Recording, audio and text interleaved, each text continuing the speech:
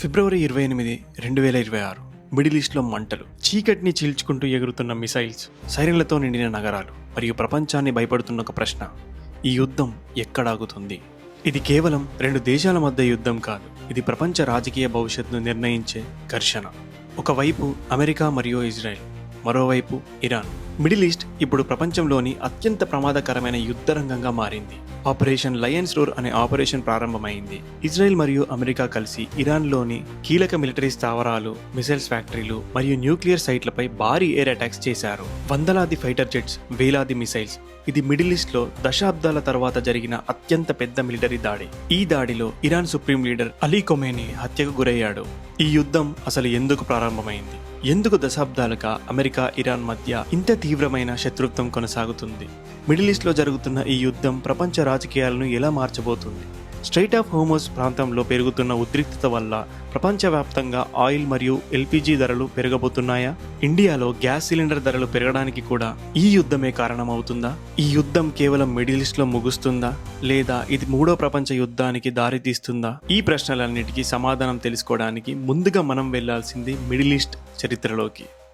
Middle East world మ్యాప్లో చిన్నగా కనిపించే ఈ ప్రాంతం వాస్తవానికి ప్రపంచ రాజకీయాల్ని నియంత్రించే శక్తిని కలిగి ఉంది. ఎందుకంటే ప్రపంచంలోనే అత్యంత ఎక్కువ ఆయిల్ రిజర్వ్స్ ఇక్కడే ఉన్నాయి. Saudi Arabia, Iraq, Iran, Kuwait, United Arab Emirates, ఈ దేశాలన్నీ ప్రపంచానికి ఎనర్జీ సరఫరా చేసే ప్రధాన కేంద్రాలు. ప్రపంచంలో వినియోగించే చమురులో భారీగా ఇక్కడ నుండే వెళ్తుంది. ఇక్కడే ఉంది ప్రపంచానికి అత్యంత ముఖ్యమైన సముద్ర మార్గం, స్ట్రైట్ ఆఫ్ హోర్ముజ్. ఈ చిన్న సముద్ర మార్గం ద్వారా ప్రపంచ చమురులో దాదాపు 20% రవాణా ఇక్కడ నుండే జరుగుతుంది. ఈ మార్గం మూసేస్తే ప్రపంచ ఆర్థిక వ్యవస్థ భారీగా దెబ్బతింటుంది. అందుకే మిడిల్ ఈస్ట్లో చిన్న ఘర్షణ కూడా ప్రపంచాన్ని కుదిపేస్తుంది. మిడిల్ ఈస్ట్లో కేవలం చమురు తయారీ మాత్రమే కాదు, ఇది మతాలకు పుట్టినిల్లు కూడా. ఇక్కడే పుట్టాయి ప్రపంచంలోని 3 ప్రధాన మతాలు: క్రిస్టియానిటీ, ఇస్లాం, జూయిజం. ఈ మతాల చరిత్ర మరియు రాజకీయాలు ఈ ప్రాంతాన్ని ఎప్పుడూ ఉద్రిక్తంగానే ఉంచాయి. ఈ ప్రాంతంలో ఉన్న 2 శక్తివంతమైన దేశాలు ఇరాన్, ఇజ్రాయెల్. ఈ దేశాల మధ్య ఉన్న రాజకీయ పోటీ మిడిల్ ఈస్ట్ని ఒక యుద్ధ రంగంగా మార్చింది. ఇదంతా ఒక్క రోజులో ఏర్పడింది కాదు, దీని వెనుక ఉంది దశాబ్దాల చరిత్ర, విప్లవాలు, యుద్ధాలు మరియు రాజకీయ కుట్రలు. 1948 అప్పుడు వరల్డ్ మ్యాప్లో ఒక కొత్త దేశం పుట్టింది, ఇజ్రాయెల్. అదే మిడిల్ ఈస్ట్ చరిత్రను శాశ్వతంగా మార్చింది. కానీ ఈ కథని అర్థం చేసుకోవాలంటే మనం ఇంకాస్త వెనక్కి వెళ్ళాలి. ఫస్ట్ వరల్డ్ వార్ తర్వాత ఈ ప్రాంతం యునైటెడ్ కింగ్డమ్ నియంత్రణలోకి వచ్చింది. ఆ సమయంలో ఈ ప్రాంతాన్ని బ్రిటిష్ మ్యాండేట్ పాలస్తీన్ అని పిలిచేవారు. ఈ ప్రాంతంలో 2 ప్రధాన సమూహాలు ఉండేవి: జ్యూస్ మరియు అరబ్ ప్రజలు. ఇద్దరు ఈ భూమిపై తమ హక్కుందని నమ్మేవారు. 1930 నుండి 40 దశాబ్దాల్లో యూరోప్లో జ్యూస్ పై భారీ హింస జరిగింది. ప్రత్యేకంగా ద హోలోకాస్ట్ సమయంలో మిలియన్స్ పైగా జీవ్స్ తమ ప్రాణాలని కోల్పోయారు. ఈ సంఘటన తర్వాత ప్రపంచం జీవ్స్కి ఒక ప్రత్యేక దేశం ఉండాలని నిర్ణయించింది. దాంతో జ్యూస్ పెద్ద సంఖ్యలో పాలస్తీనా ప్రాంతానికి వలస వెళ్లడం ప్రారంభమైంది. 1947లో యునైటెడ్ నేషన్స్ ఒక కీలక నిర్ణయం తీసుకుంది. పాలస్తీనా ప్రాంతాన్ని 2 దేశాలుగా విభజించాలని ప్రకటించింది. ఒకటి జ్యూస్ దేశం, మరొకటి అరబ్ దేశం. జ్యూస్ ఈ నిర్ణయాన్ని అంగీకరించారు, కానీ అరబ్ దేశాలు దీన్ని తీవ్రంగా వ్యతిరేకించాయి. మే 14, 1948 ఆ రోజు జ్యూస్ అధికారికంగా ఇజ్రాయెల్ దేశాన్ని ప్రకటించారు.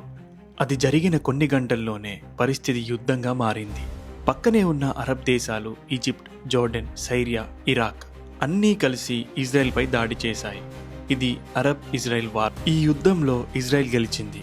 కానీ ఆ రోజు నుండి మిడిల్ ఈస్ట్లో ఒక దీర్ఘకాలిక ఘర్షణ ప్రారంభమైంది. ఇజ్రాయెల్ అరబ్ ప్రపంచానికి ఒక పెద్ద రాజకీయ సమస్యగా మారింది. ఈ సంఘటన తర్వాత మిడిల్ ఈస్ట్లో వరుసగా యుద్ధాలు జరిగాయి. కానీ ఈ కథలో ఒక ముఖ్యమైన దేశం ఉంది. అది ప్రస్తుతం ఇజ్రాయెల్కు అత్యంత పెద్ద శత్రువు, అదే ఇరాన్. కానీ ఆసక్తికరమైన విషయం ఏంటంటే, ఒకప్పుడు ఇరాన్ మరియు ఇజ్రాయెల్ శత్రు దేశాలు కాదు, మిత్ర దేశాలుగా ఉండేవారు. అయితే అది ఎలా మారింది? 1979 ఇరానియన్ రెవల్యూషన్. ఒక రెవల్యూషన్ ఒక దేశాన్ని మాత్రమే కాదు, మొత్తం మిడిల్ ఈస్ట్ రాజకీయాల్ని మార్చేసింది. ఆ దేశం ఇరాన్. 1979కు ముందు ఇరాన్ పూర్తిగా భిన్నంగా ఉండేది. ఆ దేశాన్ని పాలించిన వ్యక్తి మహమ్మద్ రెజా పహల్వి. ఆయన్ని షా ఆఫ్ ఇరాన్ అని పిలిచేవారు. ఆ సమయంలో పక్కనున్న దేశాలతో ఇరాన్కు మంచి సంబంధాలు ఉండేవి. అమెరికా ఇరాన్కు సైనిక సహాయం ఇచ్చింది. ఇజ్రాయెల్తో కూడా ఇరాన్ మంచి వ్యాపార సంబంధాలు కలిగి ఉండేది. కానీ ఈ పరిస్థితులు ఎక్కువ కాలం నిలవలేదు. ఇరాన్ ప్రజల్లో అసంతృప్తి పెరిగింది. దానికి గల కారణాలు ప్రభుత్వ అవినీతి, ప్రజాస్వామ్య హక్కులు తగ్గిపోవడం, వేరే దేశాల ప్రభావం పెరగడం. ఈ అసంతృప్తి చివరికి భారీ ఉద్యమంగా మారింది. ఈ ఉద్యమానికి నాయకత్వం వహించింది రుహల్లా ఖొమైనీ. 1979లో దేశవ్యాప్తంగా భారీ నిరసనలు ప్రారంభమయ్యాయి. ప్రజలు షా ప్రభుత్వానికి వ్యతిరేకంగా వీధుల్లోకి వచ్చారు. పరిస్థితి క్రమంగా నియంత్రణ తప్పింది. చివరకు షా దేశం వదిలి వెళ్లాల్సి వచ్చింది. ఆ తరువాత రుహల్లా ఖొమైనీ ఇరాన్కు తిరిగి వచ్చారు. అతను ఇరాన్ను ఒక కొత్త విధంగా మార్చాడు. 1979 తర్వాత ఇరాన్ ఒక కొత్త ప్రభుత్వ వ్యవస్థను ప్రకటించుకుంది. అదే ఇస్లామిక్ రిపబ్లిక్ ఆఫ్ ఇరాన్. ఇది ఒక మత ఆధారిత ప్రభుత్వం. ఈ కొత్త ప్రభుత్వానికి అమెరికా మరియు ఇజ్రాయెల్పై తీవ్ర వ్యతిరేకత ఉంది. ఈ రెవల్యూషన్ తర్వాత ఇరాన్ పూర్తిగా మారిపోయింది. ముందు ఉన్న స్నేహం ఇప్పుడు శత్రుత్వంగా మారింది. ఇరాన్ ప్రభుత్వం ఇజ్రాయెల్ను ఒక శత్రు దేశంగా ప్రకటించింది మరియు అమెరికాను కూడా తీవ్రంగా విమర్శించడం ప్రారంభించింది. అప్పటి నుండి ఇరాన్, అమెరికా, ఇజ్రాయెల్ మధ్య ఒక దీర్ఘకాలిక ఘర్షణ ప్రారంభమైంది. కానీ ఈ ఘర్షణ సాధారణ రాజకీయ విభేదం మాత్రమే కాదు. అది ఇప్పుడు మరొక ప్రమాదకరమైన అంశంతో కూడా సంబంధం కలిగి ఉంది. అదే nuclear weapons. Iran nuclear programme ప్రపంచంలోనే అత్యంత వివాదాస్పద అంశాల్లో ఒక్కటిగా మారింది. ఇప్పుడు ప్రపంచం అడుగుతున్న ఒక ప్రశ్న: ఇరాన్ నిజంగా న్యూక్లియర్ బాంబ్ తయారు చేస్తుందా? న్యూక్లియర్ టెక్నాలజీ 2 విధాలుగా ఉపయోగపడుతుంది. ఒకటి, శాంతియుత అవసరాల కోసం, ఉదాహరణకి విద్యుత్ ఉత్పత్తి. కానీ అదే టెక్నాలజీతో ప్రపంచంలోనే అత్యంత ప్రమాదకరమైన ఆయుధం కూడా తయారు చేయొచ్చు. అదే న్యూక్లియర్ బాంబ్.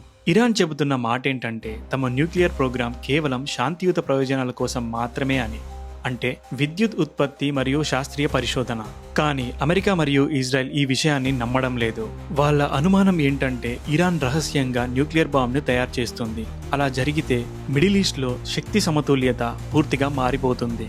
ముఖ్యంగా ఇజ్రాయెల్కు ఈ విషయం అత్యంత సున్నితమైనది. ఎందుకంటే ఇరాన్ నాయకులు ఎప్పటికప్పుడు ఇజ్రాయెల్ను విమర్శిస్తూ ఉంటారు. అందుకే ఇజ్రాయెల్ ఇరాన్ వద్ద న్యూక్లియర్ బాంబ్ ఉండడం తమ భద్రతకు పెద్ద ప్రమాదమని భావిస్తుంది. ఈ కారణంగా అమెరికా మరియు ఇతర దేశాలు ఇరాన్పై భారీ ఆర్థిక ఆంక్షలు విధించాయి.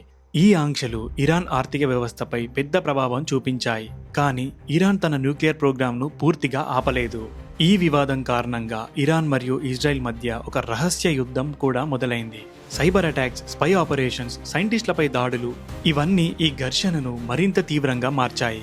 ఇరాన్ న్యూక్లియర్ ప్రోగ్రాం ప్రపంచంలోనే అత్యంత పెద్ద జియోపొలిటికల్ సమస్యగా మారింది. ప్రతి చిన్న ఉద్రిక్తత యుద్ధానికి దారి తీసే ప్రమాదం ఉంది. మరియు చివరికి అదే జరిగింది.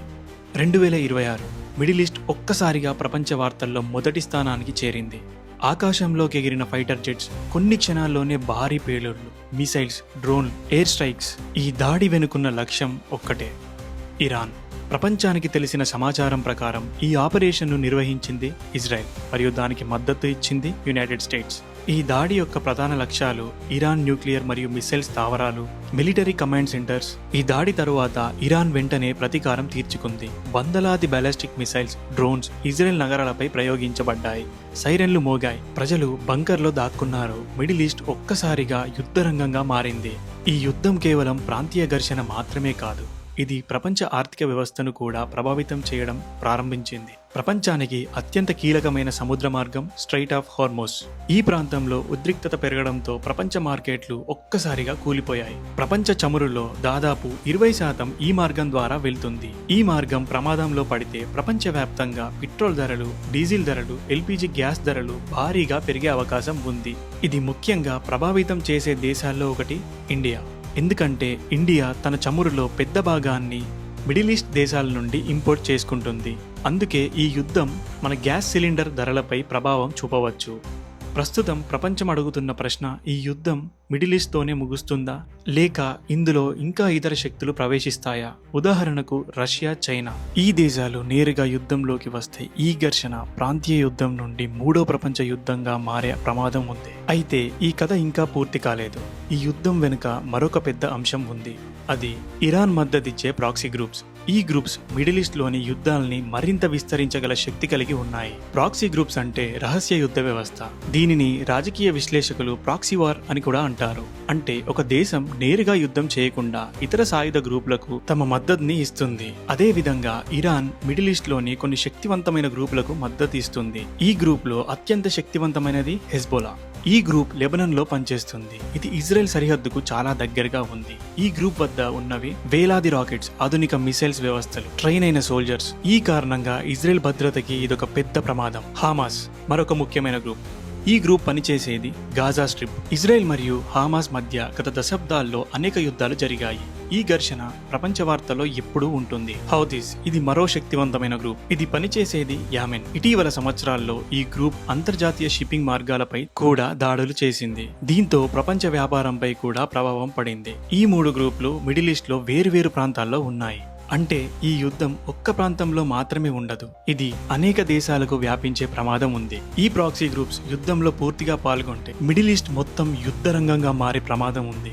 అప్పుడు ప్రభావం స్ట్రైట్ ఆఫ్ హోర్మోస్ లో జరిగే ప్రపంచ చమురు సరఫరా, ఎల్పీజీ గ్యాస్ ధరలు, అంతర్జాతీయ ఎకానమీ ఇవన్నీ తీవ్రంగా ప్రభావం కావచ్చు. ఈ యుద్ధంలో ఇప్పటికే ఇరాన్ లో వేలాది మంది మరణించారు.